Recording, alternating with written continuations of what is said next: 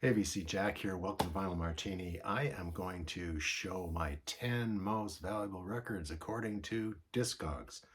Now, I don't really take notice of what my records are worth.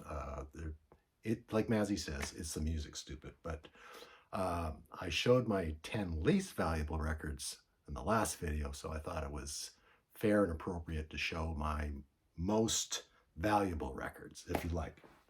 So without further ado, let's get started. Again, this is median prices and they're in Canadian dollars. So uh, there's a discount there. If you're trying to figure out American prices, it's basically 30%. So they're not worth as much as American dollars as they are in Canadian dollars. Okay, so that being said, let's get started. Okay, in the number 10 position, well, surprised at this one. This is Roy Harper, When an Old Cricketer Leaves the Crease. Fantastic record. I love Roy Harper. It's really hard to find Roy Harper records over here on this side of the water, but when I do, I pick them up. And I've had this one, I think it was released in 1975. I've had this one since 1975 when it was released, so I did not spend a lot of money on it. Probably cost me around $4, brand new. I've played it a ton. Roy Harper, of course, was the vocalist on Pink Floyd's Wish You Were Here, and he did the vocals on Have a Cigar. So great singer, great album actually. And the Games Part 1 and 5, Grown Ups Are Just Silly Children, The Spirit Lives, yeah, solid record all the way through. And according to Discogs, median price is $160.73. So I was kind of shocked about that. Number 2, oh, sorry, I'm going to go, that was the number 10 position. This is the number 9 position. I had everything all backwards. So, and number 9, Gentle Giant, Three Friends. According to Discogs, $162.58. This is a British import. On Vertigo Records, it's not a swirl, because the swirls were over by the time this was released. Great record. Love Gentle Giant. This is a fantastic record, by the way. I play it once in a while. Not too often. I like to keep it in good shape. So, Three Friends from Gentle Giant. Next up, number 8 position is the Beatles' Magical Mystery Tour. This is a German import. On Horzu, I think, but it's on the Apple imprint in Germany. And according to Discogs, it is $168.48.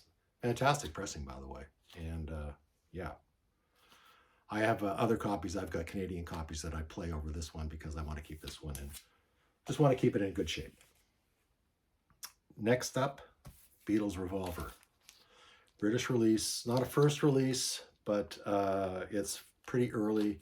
It's got a little bit of water damage on the bottom here, as you can see, but it's in pretty good shape. And it is, of course, on Parlophone. And according to Discogs, it is worth $179.64. That's not my playing copy. I have a repress from probably about 6 or 7 years ago that I normally play. Next up, German band on Brain. Of course, it's the Mighty Embryo, featuring Jimmy Jackson, and the album title is called Steig Aus.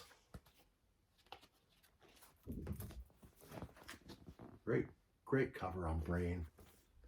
It's a gatefold. And according to Discogs, it is $187.74. Love anything on Brain. You got to pay a pretty penny for stuff on Brain nowadays, don't you? Of course, I bought this, back in the 70s when I worked in the record store. And I didn't spend a lot of money on any of these records, but I've had them for eons. I've had them for 50 years.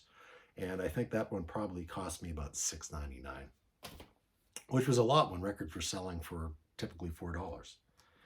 Next up, nice to see a blues album come in here. This is Lightning Slim, London Gumbo. It's on Blue Horizon. Anything on Blue Horizon is an import on this side of the water is worth a lot of money. If you find a Fleetwood Mac record on Blue Horizon, yeah, you have to pay for it. So this is a really, really great blues record, by the way. What do they say? Spring of 1972. Brought him over to England for a series of concerts, and there he is, Light and Slim, London Gumbo. Personnel: Otis Hicks, Laurie Garman, Pete Wingfield, Rick Hayward, Paul Butler, Kenny Lamb, Johnny Best, Will Fake, and Mike Vernon. So bit of a pickup band on the other side of the water. Light and Slim, and like I said, that one is worth $192.56. Embryo comes up in number four position. Another Embryo record on Brain. This is called Rock Sessions. It's a gatefold. Bought it at the same time I bought that previous record, and yeah, it's in really nice shape. It's on Brain, the green label, so you know it's early Brain. Again, probably spent $6.99 on that. Coming up in the number 3 position is a box set. Now, I don't buy box sets. This came from my brother's collection. He used to live here in BC, and then he moved back to Ontario, and he didn't want to move his record collection, so he gifted it to me. And he's a big Who fan, and this is the Who box set, Phases. I'm not sure about when this was released, but had to be, they don't have a date on the outside here, but I'm going to guess and say 1984 or something like that. It's got all the Who releases from my generation up to Who Are You, and this is still sealed. I haven't opened it up yet because I've got all those records. I don't have to open the box set up. And this one, according to Discogs, is worth, the medium price is worth $223.85. That's a mint copy, so maybe a little bit more. Next up, this was another surprise Stooges debut, just called The Stooges. This is an American pressing. I bought it. It's a punch, and I don't think it got a Canadian release. Like I said, this is an American pressing. Got the original inner on the Electra Red, and according to Discogs, this is worth $238.54. And they probably sold about 50 copies in Canada when it was released. I think this one cost me about $1.50. I'm not bragging, just saying, man. That's just the way it is. I mean, you got to be there on the ground floor. Not everybody's as old as I am, so you couldn't have been on the ground floor. Okay, drum roll. Number 1, my most valuable record is Con. It's Tagamago. Great double record. Fantastic band. It's on United Artists. German pressing. Just on the old boring United Artists label. And that one comes in at $392.34. So I don't want anybody to get the wrong idea. I don't buy records thinking that I found a gem. I haven't found a butcher cover yet.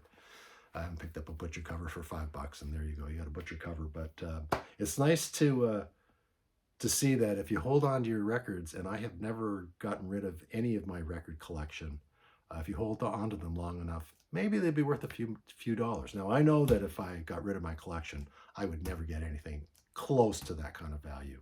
But again, the capitalist in me really enjoyed that. Thanks for watching.